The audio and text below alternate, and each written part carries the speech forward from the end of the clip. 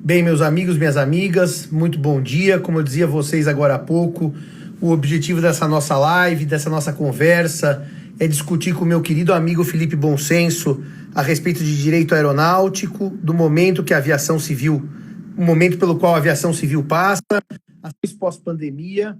Eu tive um pequeno problema de áudio na primeira entrada do Felipe. Espero que não tenhamos agora o mesmo problema. A minha internet está bastante boa, vamos ver se a dele também está.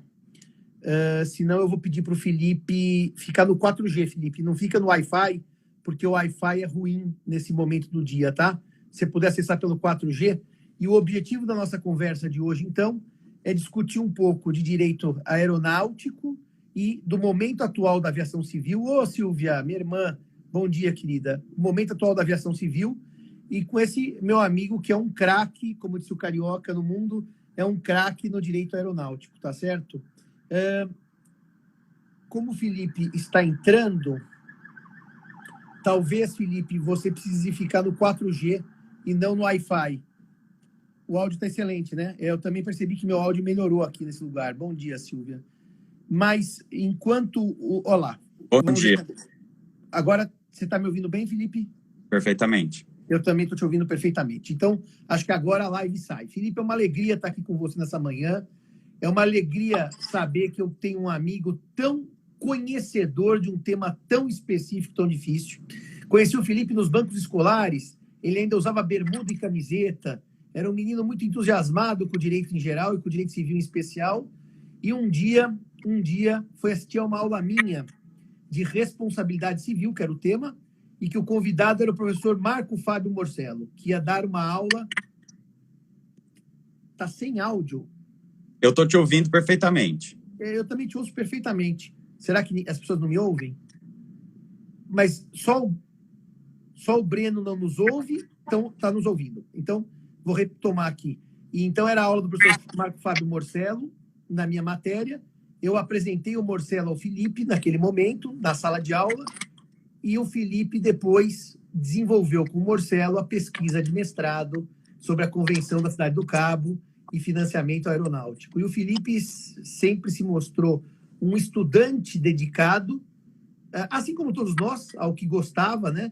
Que é o caso dele, foi sempre direito civil, direito empresarial. E depois, hoje, o Felipe se transformou na maior referência brasileira em direito aeronáutico. Portanto, eu estou falando com um especialista. Eu hoje sou aluno do Felipe. A gravata é do cavalo de Troia, Felipe, para lembrar a nossa ida a Londres. Porque o Felipe, quando eu fui escolher algumas gravatas no British Museum, disse assim: Simão, essas são horríveis. Eu comprei, mesmo eles dizendo que são horríveis, porque eu sou um homem de personalidade. Eu não ligo a mínima para o gosto dele. Mas ele disse assim: essa eu aprovo. Então eu comprei uma gravata que ele aprovou e umas 5 que ele não aprovou. Agora, brincadeira à parte, Felipe.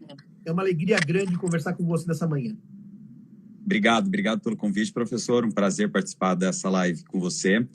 Lembrando aí nossa história, as nossas primeiras conversas na faculdade e o agradecimento por você ter me apresentado para o Marco Fábio Morcello, que se tornou um caríssimo amigo, grande estudioso da responsabilidade civil, do direito aeronáutico e alguém que, além de toda a discussão, toda a base forte do direito civil, era muito comum sempre nas nossas conversas iniciarmos tratando de temas de direito civil e terminar conversando sobre a aeronave que cada um preferia, as histórias que o professor tinha quando voava com a sua família na Alitalia.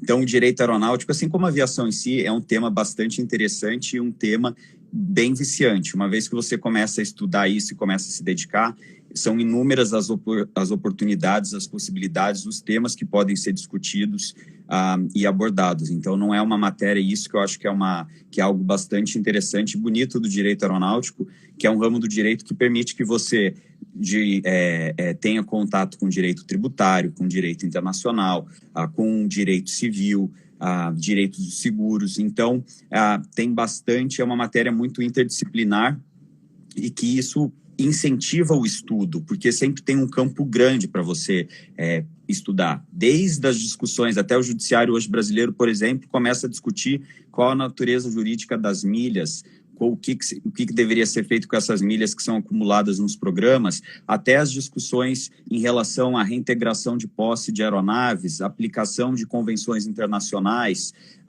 em face da legislação local. Então, é um ambiente muito rico para estudo. Eu até queria aproveitar e sugerir aos amigos que eventualmente não seguem o Felipe no Instagram. O Instagram dele é voltado para essas questões de direito aeronáutico, então é uma boa fonte informacional e de conhecimento do tema.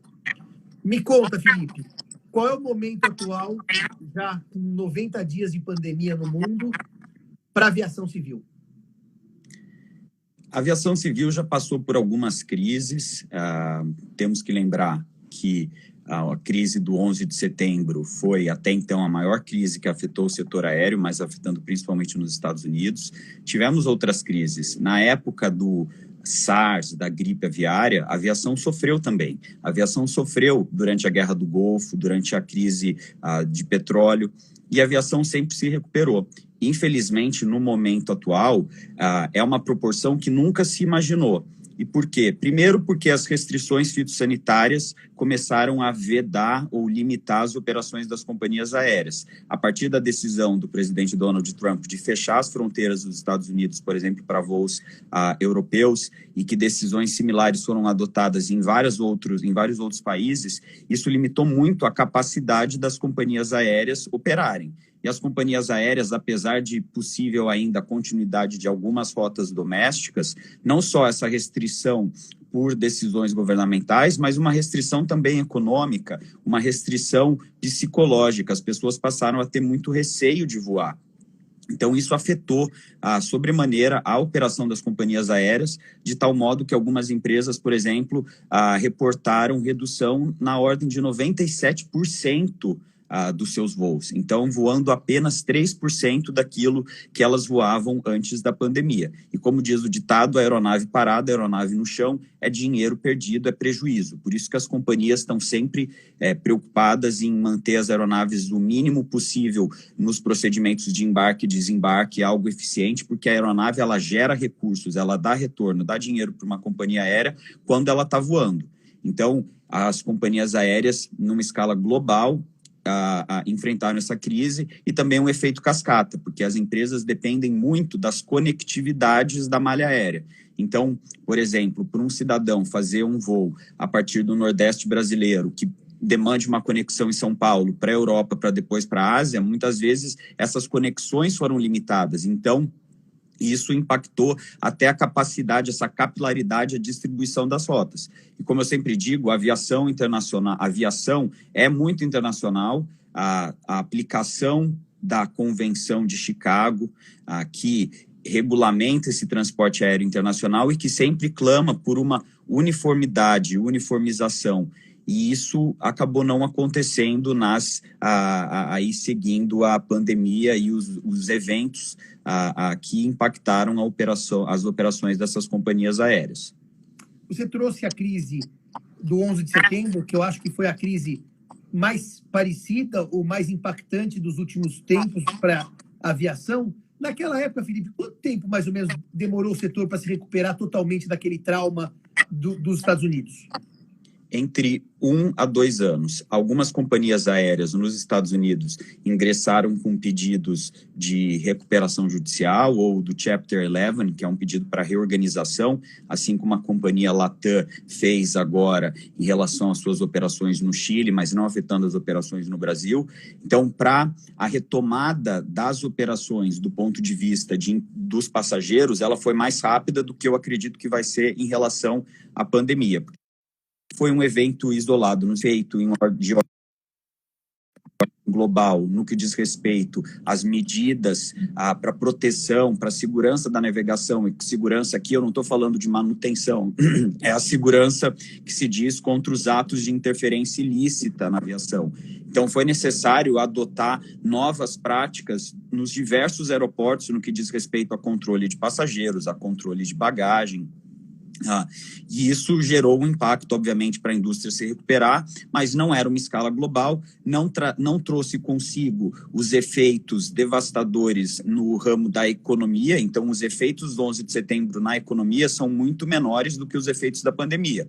Então, eu acredito, e isso também é o que a própria IATA, a ICAO, chega a dizer, que para a recuperação total da aviação após a pandemia, a gente está falando de pelo menos 3 anos, porque não só depende dessas medidas governamentais serem revogadas, mas também depende de uma retomada da confiança econômica, da atividade econômica em si, porque muita gente vai deixar de voar por uma questão de contenção de custos. E não só isso, as viagens internacionais a negócio, elas vão sofrer bastante impacto, porque até então as pessoas faziam muitas viagens para reuniões e hoje em dia está todo mundo bastante acostumado com a utilização de outras ferramentas online.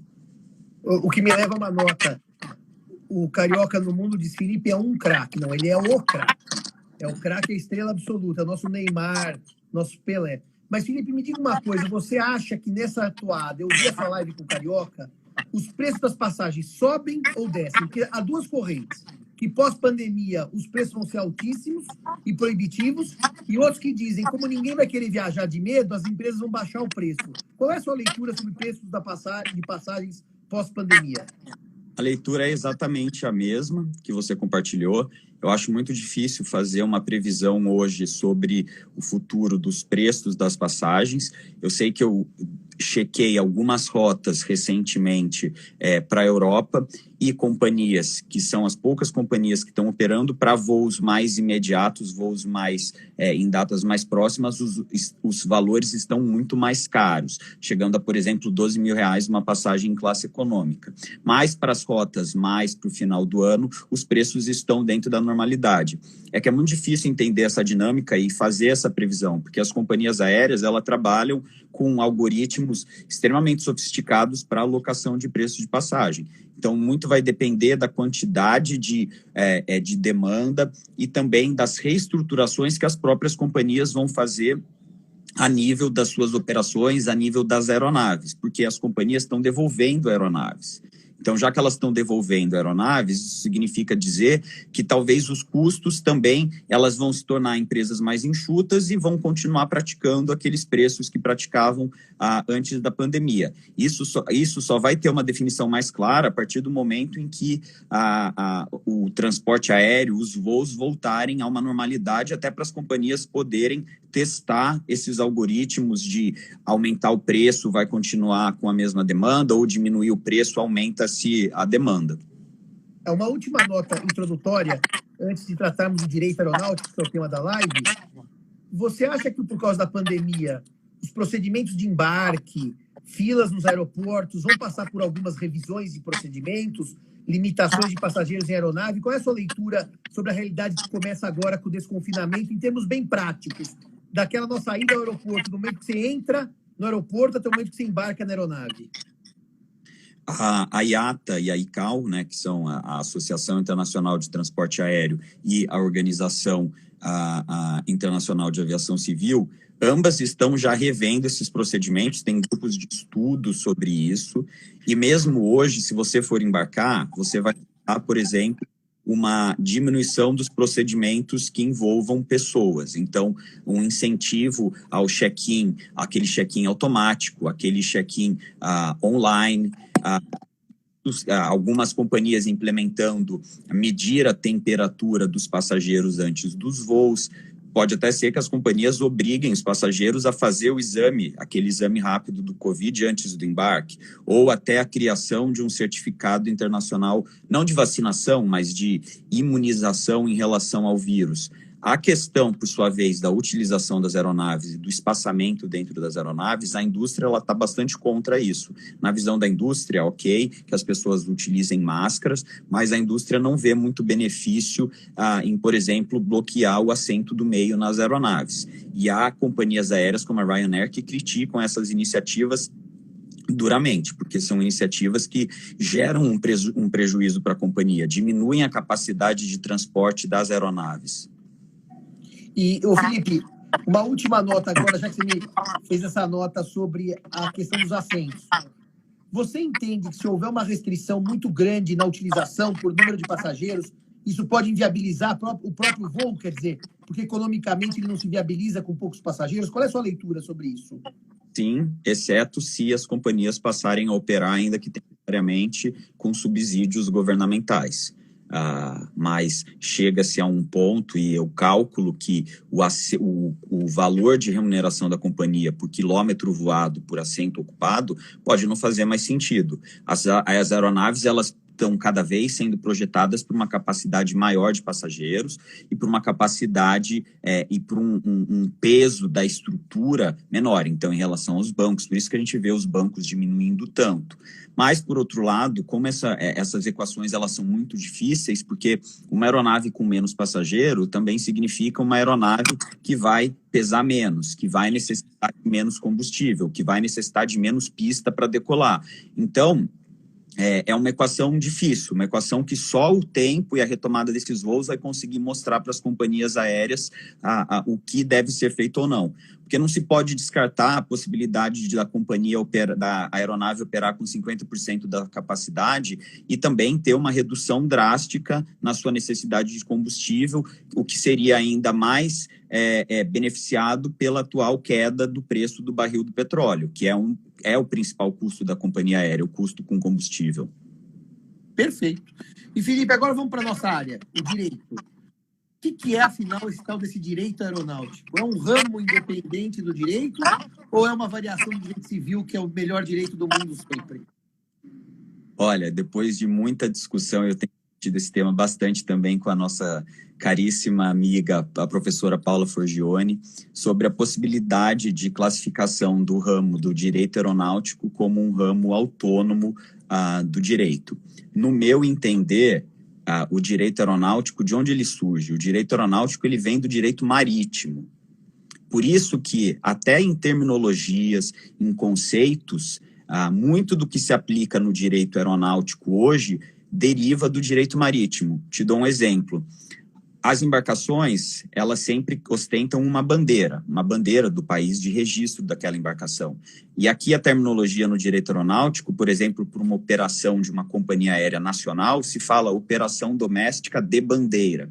Além disso, se fala em voo, a vedação da cabotagem. A cabotagem é um conceito de navegação marítima. Mas por que isso? Porque, primeiro, antes, as aeronaves, a gente está falando de pouco mais de 100 anos da invenção da aeronave e até a utilização em massa das aeronaves para o transporte de cargas, passageiros.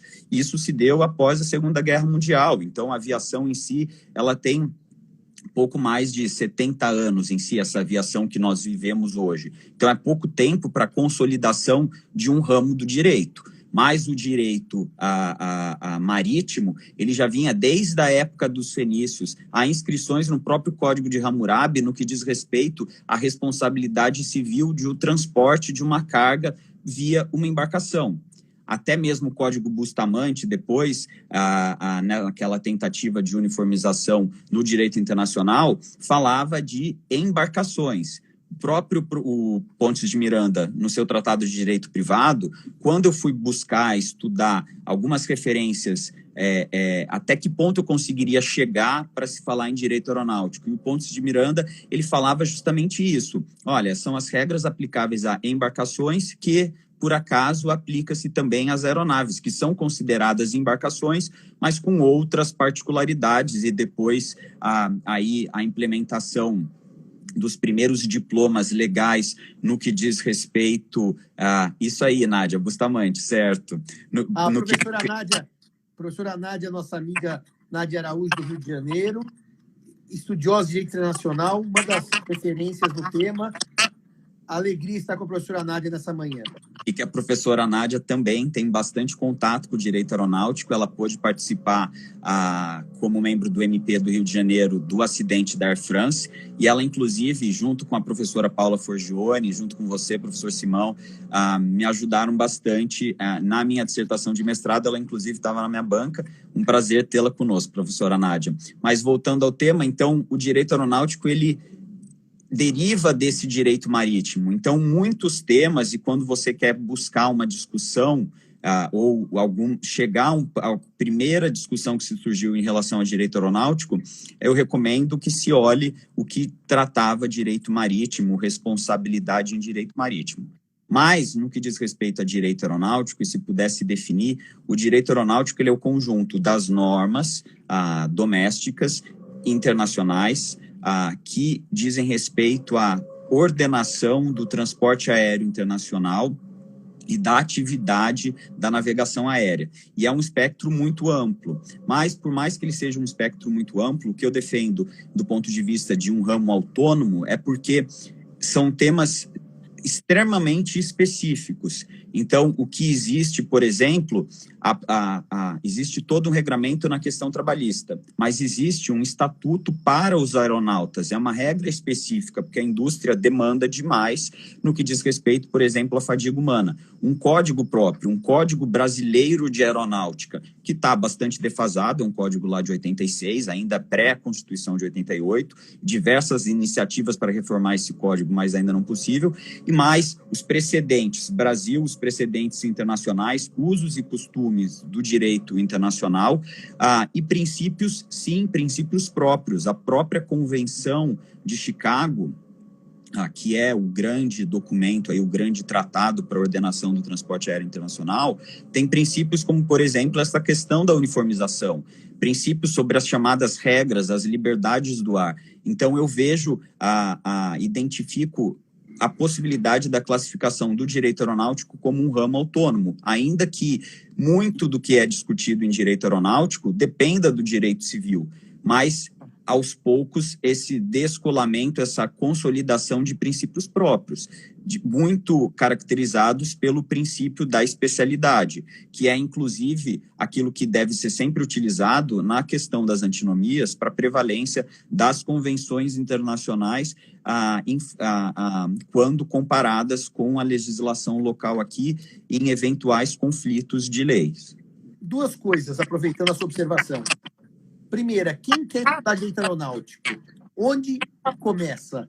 Eu quero agora começar um ramo novo na minha vida e é direito aeronáutico. Onde é que eu começo a estudar?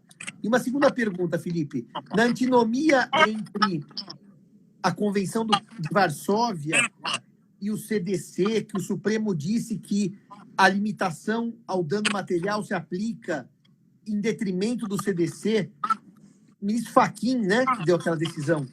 Você está por dentro disso? Em relação à sua primeira pergunta, é comum eu receber contato de pessoas, e até mesmo dos meus alunos da pós-graduação, que fazem a pós-graduação em Direito Aeronáutico aqui, oferecida pela EMB Morumbi, em São Paulo, que eles sempre me perguntam como trabalhar com direito aeronáutico. E eu confesso a vocês que, como eu já contei até em algumas outras lives, a minha própria história com direito aeronáutico, ela foi uma coincidência muito feliz. Eu me sinto muito abençoado por ter tido essa oportunidade, porque eu lembro que na época da faculdade, logo no começo das aulas, eu cheguei a buscar na biblioteca, por exemplo, livros sobre o tema, e não existia, além de comentários ao Código Brasileiro de Aeronáutica, um outro livro do professor Paulo Borba Casella sobre esses atos de interferência ilícita e convenções internacionais, mas não existia, não havia, por exemplo, um manual de direito aeronáutico. Na verdade, isso não existe ainda no Brasil. Então, é muito difícil para a pessoa que quer começar a estudar, mas a recomendação que eu sempre dou é ingresse nos sites da IATA, nos sites da ICAO e no site do Unidroa. Só um momentinho. Depois faça uma postagem no seu Instagram com esses endereços eletrônicos para as pessoas que tiverem interesse em começar a pesquisa, tá? Então, buscar esses materiais, principalmente no site da ICAO. No site da ICAO é possível encontrar toda a história da organização, a história e as justificativas para a elaboração da Convenção de Chicago. E essa Convenção de Chicago, ela é enorme, porque ela tem uma série de anexos, e aí são anexos técnicos. Então, esse é bastante, para quem tem interesse em compreender o direito aeronáutico, olhar essa documentação. Além disso, o site aqui da ANAC no Brasil também tem um campo bastante rico de legislação, para que se compreenda a legislação aeronáutica aqui no Brasil. Não, eles não chegam a fazer uma compilação, mas há todas as portarias da ANAC, as decisões, e aí você consegue encontrar material, mas depende muito de uma pesquisa esparsa. É difícil encontrar algo consolidado. E há sempre duas frentes. Uma, do ponto de vista internacional, então, esses tratados em matéria de direito aeronáutico, que eu não sei se vocês sabem, mas para qualquer voo internacional que está sendo realizado, então, quando a gente embarca em um voo internacional e está se deslocando a um outro país, o que existe sempre existe um acordo de serviços aéreos entre o Brasil e aquele país. Por isso que, por exemplo, para que o Brasil possa fazer um voo de Brasil até Israel, é necessário ter um acordo bilateral Brasil-Israel para regulamentar esse voo. Então, essa aplicação do direito nas nossas vidas no dia a dia. É lembrar que sempre ao entrar numa aeronave com destino a outro país, existe um acordo bilateral, foi passado por todo um processo de negociação, o processo de ratificação desse tratado aqui no Brasil, e também, para quem aí tem a curiosidade, de buscar esses acordos e ler o que esses acordos dizem. A ANAC tem um site interessante de compilação sobre esse tema. Isso em relação a uma matéria mais internacional. E na matéria doméstica, para aqueles que têm interesse, o primeiro ponto é ler o Código Brasileiro de Aeronáutica, que compila e tem uma informação geral de vários temas do direito aeronáutico, desde os procedimentos para investigação em acidentes aéreos, os registros de aeronave e o funcionamento do registro aeronáutico brasileiro, os contratos típicos relacionados à aviação, como as regras da alienação fiduciária e hipoteca de aeronaves, as questões também de penalidades, então, como que se penaliza aquele piloto que opera uma aeronave sem ter a carteira. Tudo isso está no Código Brasileiro de Aeronáutica, que é também um material bastante interessante para fins de pesquisa. Em relação à sua segunda pergunta, existe sim no Brasil atualmente muita discussão entre o conflito de leis, entre o Código de Defesa do Consumidor e a Convenção de Montreal e Varsóvia, que diz respeito ao transporte aéreo internacional. O ministro Gilmar Mendes decidiu que existiria uma prevalência da Convenção Internacional, do Tratado, tendo em vista o artigo 178 da Constituição Federal. Mas ontem foi dada uma decisão aí pelo ministro Fux, uma decisão a qual eu critico, que ele não aplica a Convenção Internacional para casos de transporte de cargas, somente para transporte de passageiros. Então, transporte de cargas seria sujeito ao Código de Defesa do Consumidor. E com todo o respeito da Tavênia, a decisão do ministro, o ministro aparentemente esqueceu de ler logo no artigo 1º da Convenção de Montreal, de que a convenção se aplica ao transporte aéreo internacional de passageiros, bagagem e cargas. Tá certo, feita essa nota. E, Felipe, vamos falar um pouco da área contratual. O tema que a gente fala, contratos aeronáuticos, o que significa essa expressão tão ampla, contratos aeronáuticos? Primeiro, para se definir contratos aeronáuticos, são dois caminhos. Olhar esses contratos que eu chamaria dos contratos típicos previstos no Código Brasileiro de Aeronáutica. Então, temos o contrato de construção de aeronave, o contrato de arrendamento de aeronave, o de hipoteca, alienação fiduciária, o uso da aeronave. Esses são alguns contratos que eles se relacionam mais ao equipamento à aeronave.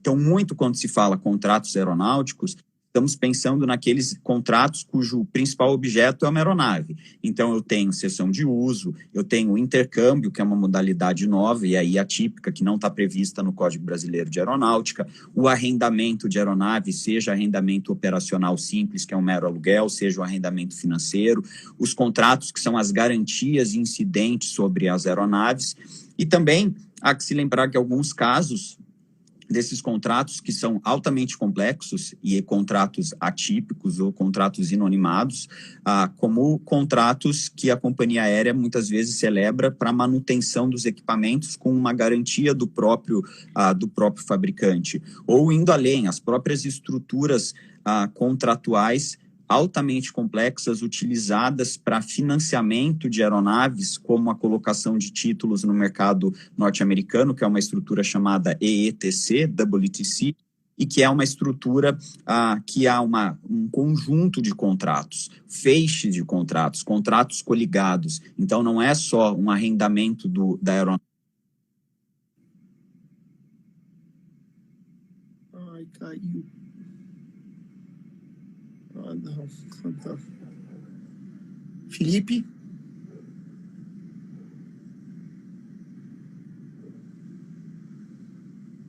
Respeito, aplicando até a tese do professor Marino, dos contratos coligados. Isso é bastante comum. Então, é um tema amplo, não só contratos relacionados à aeronave em si, mas os contratos também utilizados pelas companhias aéreas no dia a dia de suas operações. Aproveitando essa sua deixa, explica um pouquinho se a TAM é dona do avião, se a Azul é dona do avião. Eu acho que o público, em geral, não entende o mecanismo negocial dessas operações contratuais. Via de regra, nenhuma companhia aérea é dona de suas próprias aeronaves, exceto depois de um financiamento, um arrendamento em que ela exerce uma opção de compra.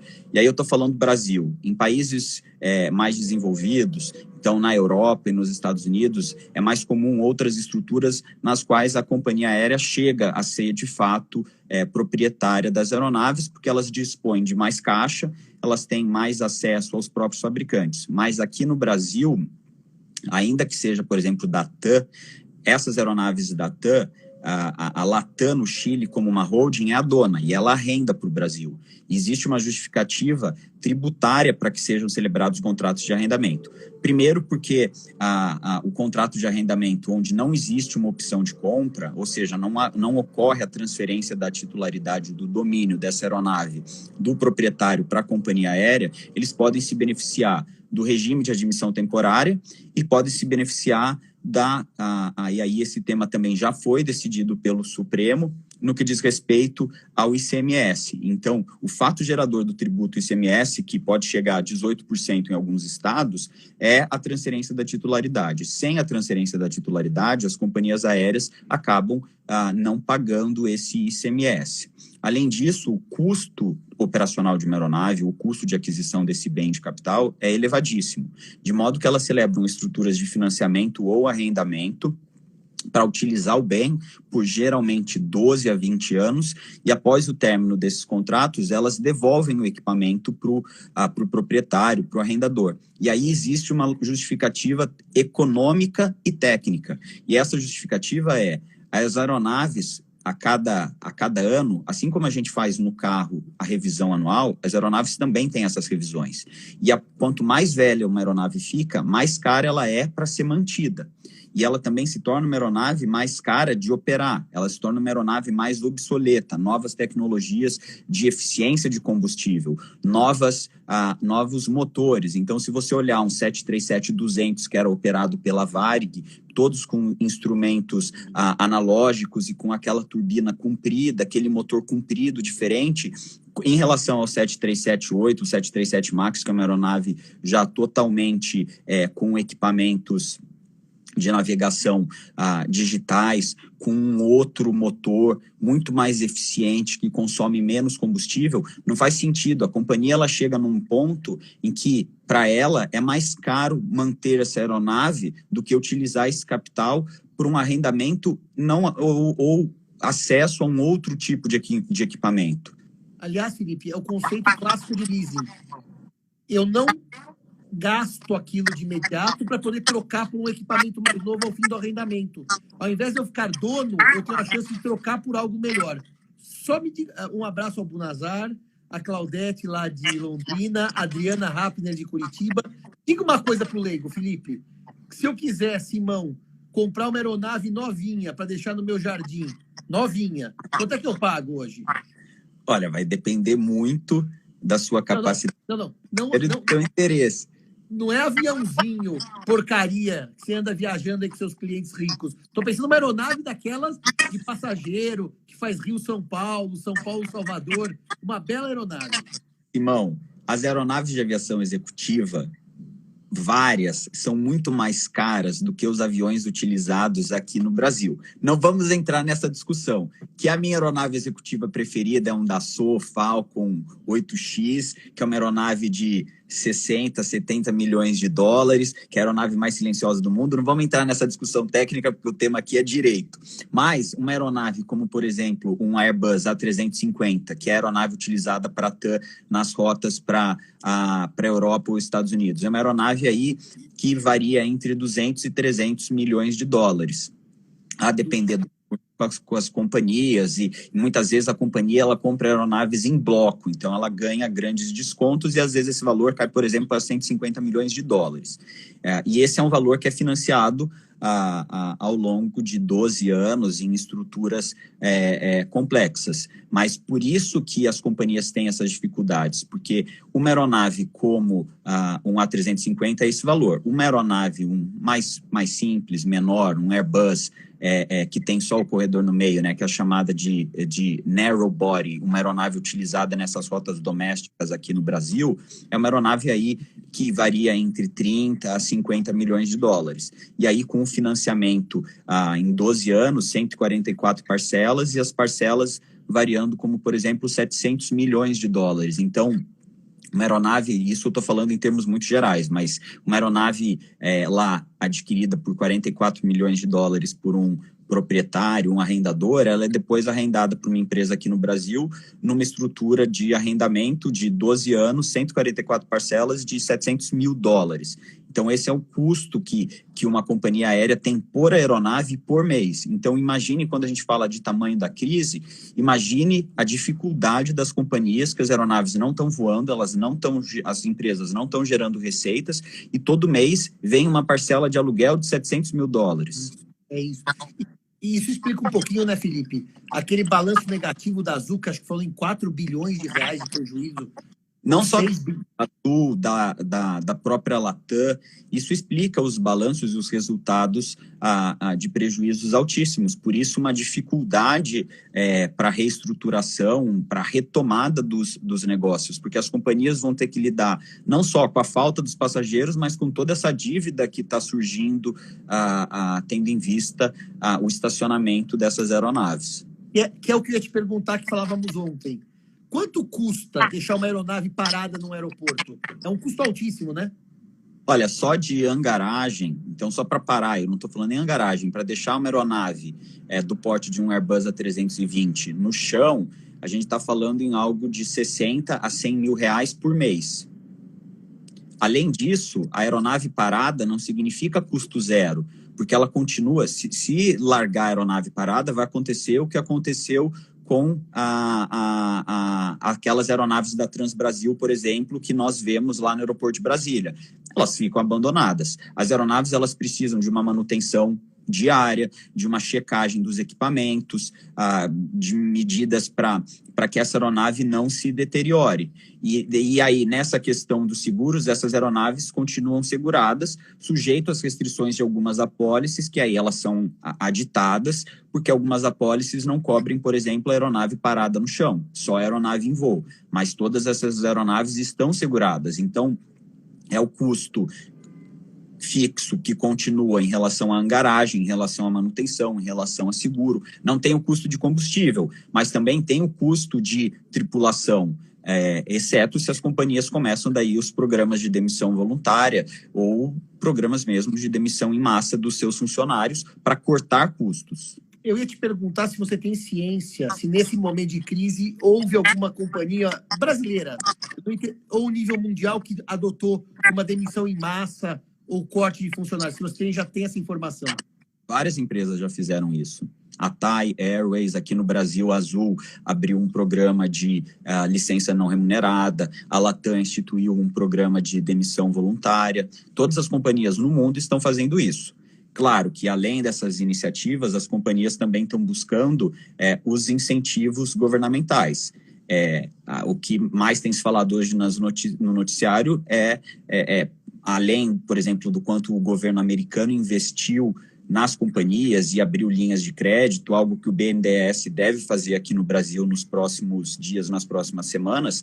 A Lufthansa recebeu um apoio do governo alemão de 10 bilhões de euros.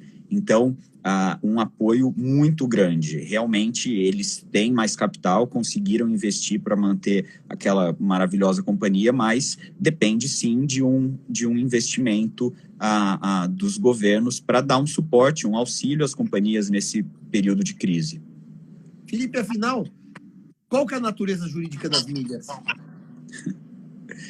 Os últimos precedentes e essa natureza jurídica das milhas, ela começou a ser mais discutida no contexto desses programas que todos conhecemos de compra e venda de milhas ou de aquisição de passagens em sites que utilizam milhas aéreas de terceiros. Por quê? Porque as companhias aéreas, elas são contra isso. As companhias aéreas têm nos seus programas de adesão, nos seus programas de fidelização, cláusulas restritivas que vedam a transferência, que vedam que você herde as milhas, que você doe as milhas. E aí esse tema acabou sendo levado para o judiciário e temos decisões interessantes no Tribunal de Justiça de Minas Gerais, Distrito Federal e São Paulo. E todos dizem o seguinte: as milhas têm caráter patrimonial. O negócio jurídico é um negócio jurídico oneroso. Por ser um negócio jurídico oneroso e não um negócio jurídico gratuito, não se pode instituir cláusulas restritivas, como seria o caso de doação ou testamento. Então, inalienabilidade, impenhorabilidade, incomunicabilidade, isso não se aplica às milhas. E o judiciário tem reforçado essa natureza patrimonial das milhas, ou seja, que é um direito de cada um, ainda que ele fique sob a custódia das companhias aéreas, dos programas de fidelização. Além de...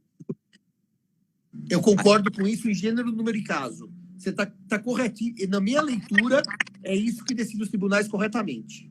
E, além disso, os tribunais têm enfrentado outras questões, como, por exemplo, algumas pessoas às vezes até me perguntam: se eu compro uma passagem de muitas saudades, Fer, um beijo.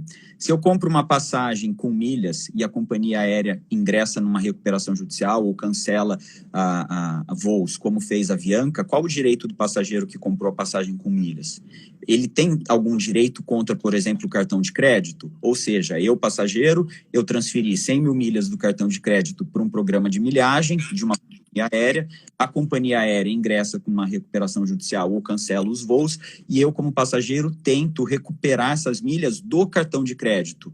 E o judiciário já decidiu, isso foi uma decisão lá no Tribunal de Justiça do Distrito Federal, de que, uma vez transferidas as milhas, o negócio jurídico é concluído. E aí o direito é de regresso ou de cobrança contra o programa de milha e não contra aí o seu cartão de crédito.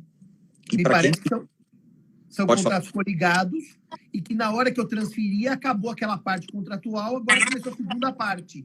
Então, realmente não teria direito contra o cartão de crédito quando eu emitia a passagem para TAM, para TAP ou para Avianca. Estou de acordo com isso. E outra decisão também bastante interessante, que é muito relevante, que acho que interessa aí para os espectadores da nossa live, é que um caso típico: eu emiti uma passagem com milhas, o voo foi cancelado, a companhia aérea me reembolsa as milhas e fala: eu reembolsei as milhas porque você pagou as milhas, então o problema é seu.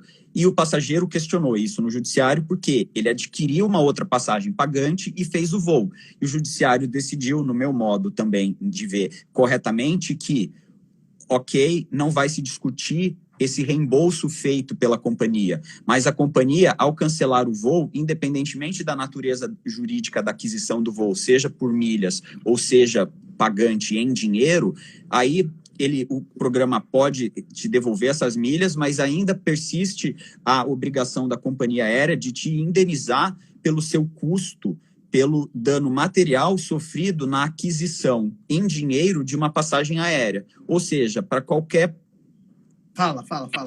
Para os passageiros que enfrentarem essas questões, porque isso é algo bastante comum, então a companhia pode alegar um erro sistêmico, pode alegar, por exemplo, a tabela de valor das milhas estava incorreta, então eu cancelei e te reembolsei.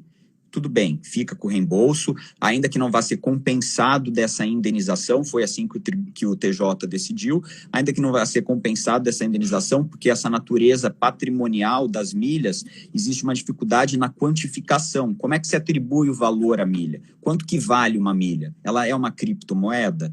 E existe aí, para quem tiver interesse, se você entrar, por exemplo, e essa nas relações com os investidores e analisar os documentos, por exemplo, do programa Múltiplos, que é a Fidelidade, Latam, do próprio Smiles, da Gol, lá eles têm uma explicação muito clara como que funciona isso de milhas, porque o que o tribunal também tem entendido é que no momento em que o passageiro ele compra a passagem aérea, parte daquele preço que está sendo pago significa as milhas. Então, na verdade, estamos adquirindo as milhas. Se não fosse assim, as companhias aéreas não fariam aquelas promoções como compre uma milha e leve 3.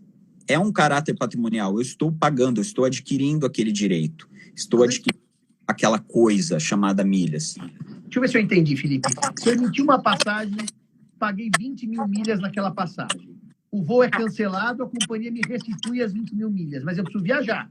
Então, eu vou comprar uma passagem, paga em dinheiro. O tribunal faz uma conta de quanto a mais eu paguei com relação às milhas para ver a minha indenização. Se o tribunal também decidir que eu recebo da companhia que cancelou o voo, o dinheiro que eu paguei para outra companhia, mais as milhas, haveria um enriquecimento sem causa, não é? Não, mas o que o tribunal decidiu é que aí o programa de milhas, a companhia aérea, pode, por exemplo, debitar um valor relativo àquele voo.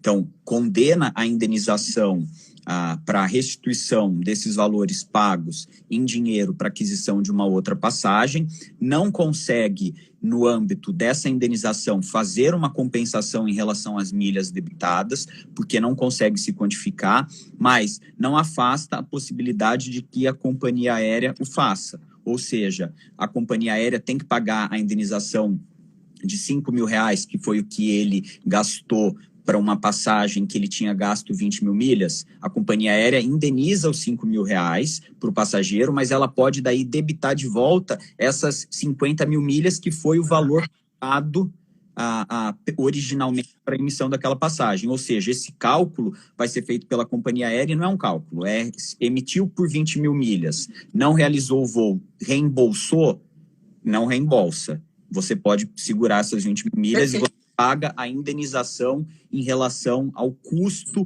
do passageiro em adquirir uma passagem em dinheiro. Porque o passageiro não podia ficar com as milhas e com a indenização, senão ele ficaria com duas passagens. Perfeito. Exatamente. Falando um pouco agora, nesses 10 minutos finais, das questões contratuais atuais da pandemia, quais são os impactos pandêmicos para os contratos? Agora, eu não quero saber sobre o setor, viagens, custos. O que está acontecendo hoje com os contratos aeronáuticos em tempo de pandemia? Os contratos aeronáuticos, a gente tem que lembrar que grande parte do que a gente chamou aqui de contratos aeronáuticos, então esses para financiamento de aeronave, arrendamento de aeronave, não são regidos por lei brasileira. Como eles são regidos por lei brasileira, fica difícil a aplicação de toda a tese de caso fortuito, caso de força maior e até mesmo da alteração da base do negócio jurídico, porque isso depende de uma discussão e de um entendimento das cortes na Inglaterra ou em Nova York, que são as leis de regência da maioria desses contratos.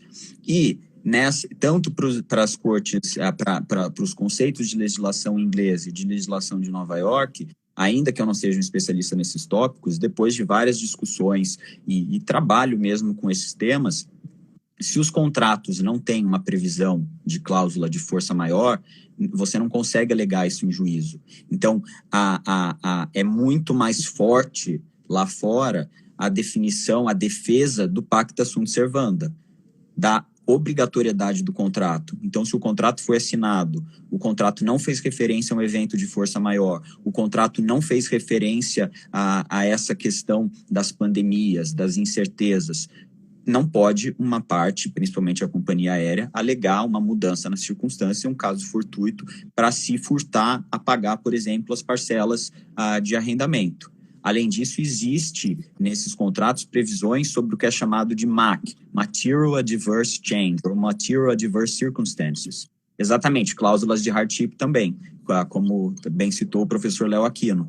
Então, para contratos aqui no Brasil, então contratos, por exemplo, que eu elaboro, que são regidos por lei brasileira, de compra e venda de aeronave, é comum incluir a previsão dos casos de força maior, do caso fortuito, e que aí eu vejo a possibilidade de aplicação da tese da alteração da base do negócio jurídico. Mas não para esses contratos que são regidos por lei inglesa ou por lei de Nova York. Tem que se olhar o entendimento das cortes lá, os precedentes lá. Mas, em geral, os precedentes são muito mais favoráveis ao credor ou mais favoráveis no sentido de respeito integral à obrigação, independentemente de ocorrer um evento imprevisível como o caso da pandemia. Ou seja, a ideia também de assunção do risco. A parte, quando celebrou aquele contrato, assumiu esse risco. Então, na verdade, nas cortes internacionais, prevalece pacta sunt servanda. Ou seja, não há válvulas de escape, como são as cláusulas de hardship dos eventos imprevistos. Por lei, ou vamos dizer, por sistema jurídico, na common law, o que o Felipe pesquisou e nós discutimos em outra ocasião, é que cumpra-se o contrato. O Brasil é que adotou um mecanismo flexível pelo qual a força maior pode gerar resolução contratual ou a mudança de base do negócio possa gerar revisão contratual. No fundo, o sistema brasileiro optou por suavizar, em certa medida, a pacta sunt servanda, enquanto o sistema de common law do Reino Unido optou por manter o contrato independentemente da pandemia ou da força maior em geral. Porque, na verdade, a Inglaterra é o berço dos chamados coronation cases, que é um assunto para uma outra live, não para essa. Felipe, e na sua experiência profissional, nesse momento, antes de que comecemos a pensar em possíveis litígios entre companhias e agentes financeiros, você sente, que você atua diretamente nisso, um movimento de renegociação contratual? Ele existe, não existe? É bem sucedido, é mal sucedido? E por que eu te pergunto isso? Porque no ramo da locação, o que eu percebo é um grande movimento de renegociação entre locadores e locatários de imóveis. E um movimento bem sucedido, um movimento que está gerando bons frutos, que reduz as demandas judiciais. E na área do financiamento, essas questões tormentosas entre locadores e locatários, arrendantes e arrendatários. Como é que anda essa questão de renegociação? Na toada que de imóveis. Dois principais motivos. Primeiro, que diferente de eventos como no caso Avianca Brasil, não há um interesse, há uma preocupação dos credores em retomar os bens, porque o mercado secundário de aeronaves está prejudicado.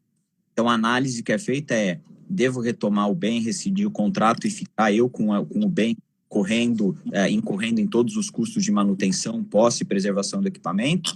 Então, existe um incentivo, é um incentivo global para renegociação amigável desses contratos. Então, o que mais os advogados que atuam no setor de direito aeronáutico, que atuam nessas operações de financiamento, são a principal atuação é renegociação dos contratos, seja via prazo de carência do pagamento de leasing, prorrogação dos contratos, reestruturação da dívida. E um segundo ponto é como buscar reduzir os custos e lidar com essas outras estruturas de financiamento não relacionadas à aeronáutica, estruturas oferecidas pelo governo ou por instituições financeiras, que são estruturas mais complexas. Às vezes, a estrutura da utilização de outras formas de garantia. Por exemplo, nos Estados Unidos, uma companhia aérea pode dar em garantia a um contrato de empréstimo os slots que tem para operação em um determinado aeroporto, o que é vedado aqui no Brasil. Então, são essas os principais temas discutidos, mas sim existe mais interesse na composição amigável pelo efeito de cessar esse mercado secundário. Então, não adianta recuperar uma aeronave, não vai ter para quem reposicionar essa aeronave, para quem arrendar essa aeronave. E a gente vai chegar num ponto, na minha visão, que haverá uma devolução de vários equipamentos, esses equipamentos vão ficar parados, sem dono e sem utilização.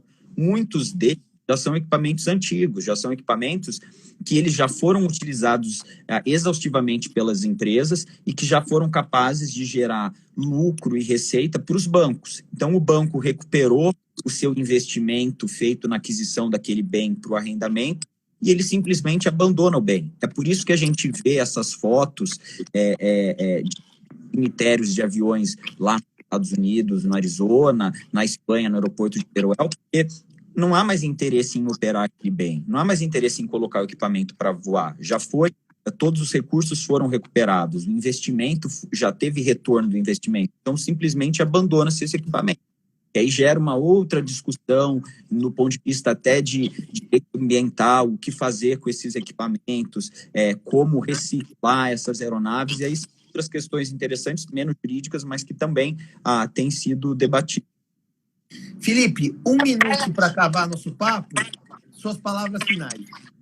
Agradeço a participação de todos os espectadores, ao convite muito gentil de sua pessoa para que fizéssemos essa live, um tema que gosto tanto e tive a oportunidade de conversar mais um pouco, e fico à disposição de quem tiver qualquer dúvida. Sempre gosto de discutir e conversar sobre esse tema, sugerir leituras, questões em relação à carreira, a como trabalhar mais com o direito aeronáutico. E dirigindo sempre para as pessoas, e principalmente para os jovens advogados, para os jovens estudantes de direito. Assim como eu fiz isso, tive uma história feliz, graças a Deus, em relação ao direito aeronáutico, tem vocês estudantes em outros temas que muitas vezes te despertam interesse, seja uma questão de moda, seja uma questão das novas tecnologias e novos mecanismos, e se dediquem a isso, porque com o tempo a gente consegue colher esses frutos de um estudo, de uma dedicação, de um relacionamento com as pessoas certas que apoiam essa causa, assim como você, professor, sempre me apoiou, professora Nádia, professora Paula Forgione. E eu quero dizer que foi um prazer enorme conversar com você, Felipe, agora por live e com muita gente nos assistindo, e dizer que o convívio com o Felipe é sempre muito agradável. Tivemos experiências museológicas esse ano, muito agradáveis. O Felipe é um cozinheiro de mão cheia, de mão cheia. Eu estou com saudade para acabar logo essa pandemia, para a gente poder voltar à casa do Felipe, para ele gastar o seu latim gastronômico, tá certo? E dizer, Felipe, que esse seja o primeiro convívio de muitos, porque eu estou pensando agora que para o semestre eu devo abrir algumas coisas na graduação, que eu queria que fizéssemos uma introdução de direito aeronáutico na graduação. Como eu vou dar matéria de contratos, haverá um espaço muito bacana para que você também desenvolva essas jovens vocações. Afinal, concordo com você que a função do docente é despertar vocações, é despertar interesse e é mostrar que há vida inteligente no direito, apesar de um esforço de muitos em sentido contrário, há vida inteligente no direito. Obrigado, Felipe. Um grande abraço. Obrigado a todos. Fica um abraço também. Um abraço. Obrigado. Tchau, tchau. Obrigado tchau. a todos.